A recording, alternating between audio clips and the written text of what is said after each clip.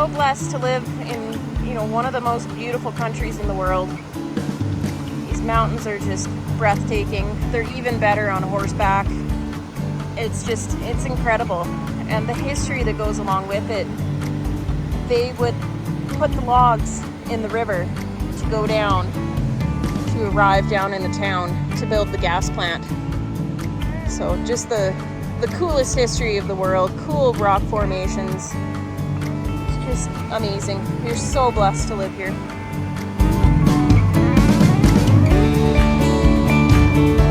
I'll put in the pictures of going back behind all those mountains on horseback.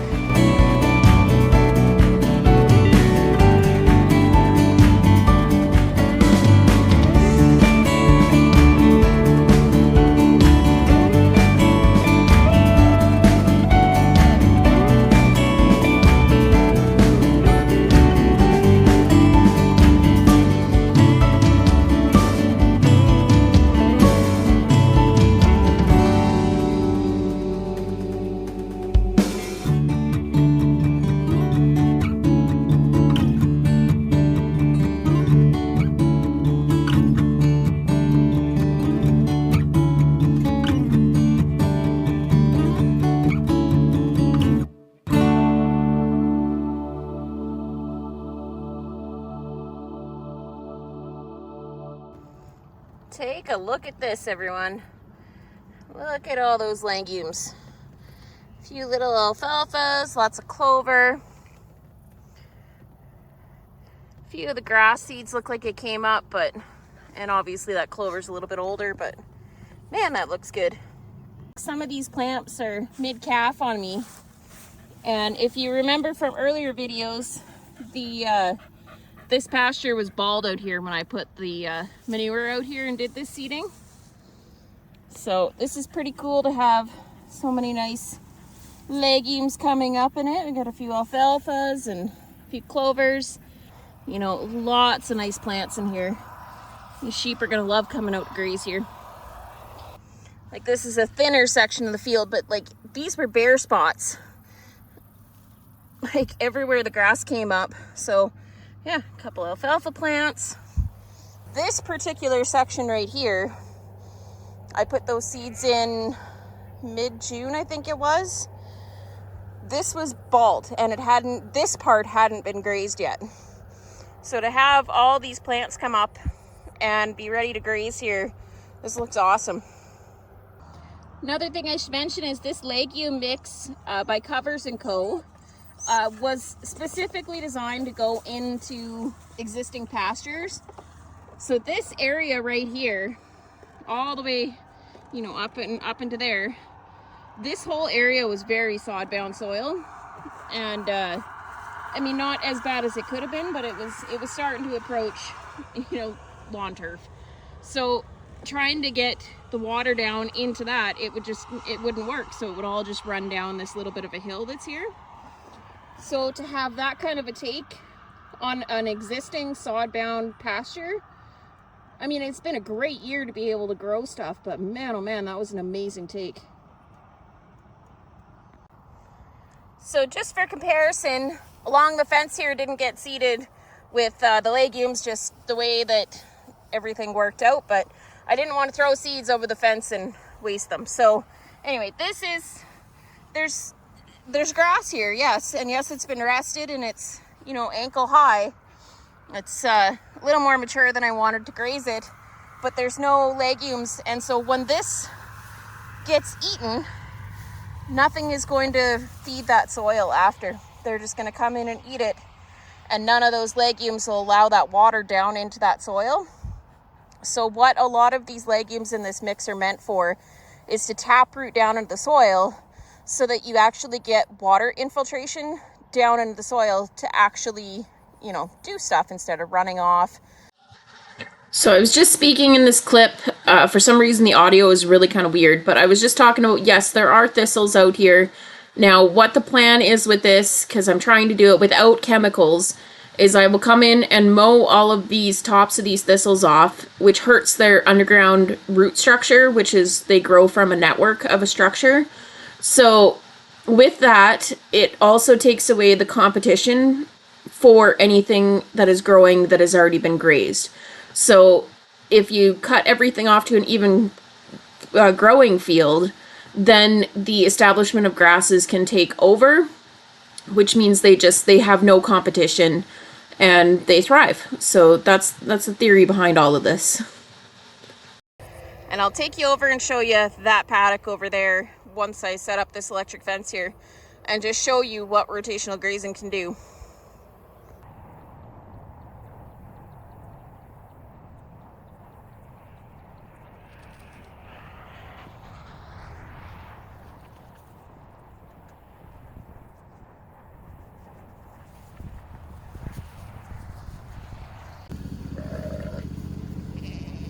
Girls, you have a full paddock with a big automatic water bowl. But you were concerned about getting in here for this water, huh? So I'll let them out here for a fresh bite for an hour or two this evening. Then they'll go back to their pen tonight and go out in this paddock for tomorrow. But what I wanted to show you is in this other paddock here, so give me a sec. So this group also has the ones that just got bred, the 40 that just got bred. They got separated out this morning. So they're hopefully pregnant for December. And if not, they'll go for a cover when I do my next breeding group for February. It's the first year in a long time we've had water through this whole channel all the way down through the dugout. So had enough moisture this year. But just wanted to point out, I grazed this paddock number 6 completely off. Like it was, well, you can see the difference over there. Right along where you can tell where the fence was there. I grazed it completely off, and it's been resting for about 45 or 50 days now. And look at the regrowth in here, and they'll actually utilize this whole thing now versus before, where they would eat, you know, a little bit here, a little bit there, a little bit down here. So they trampled all of that back down into the soil, and then the regrowth is just incredible. And they'll eat it.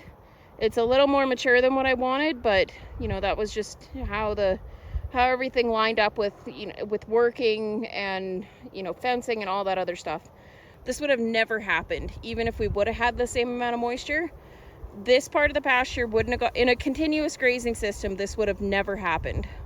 They would have, you know, touched a little bit here and there. They wouldn't have eaten any of this. And then it would have just gotten waist high and never got eaten. So this is pretty cool to see the results of this already. You know, this is knee-height grass here that 50 days ago was down to nothing. And then what they did leave, they trampled in because it was such a high intensity grazing. So that is the aim with this program, is to mob graze, put a whole bunch of animals in a small area, let them eat what they need for their daily intake, trample the rest, and then you leave it rest so that it can feed the soil and regrow and get a whole bunch of nutrients back in for that grass to grow. And again, I will do a deeper in-depth of that, but that's basically the gist of it. And Daisy is crazy tonight. Are you wild? Woo! You got the zoomies? Are you happy? Oh yeah, let's go.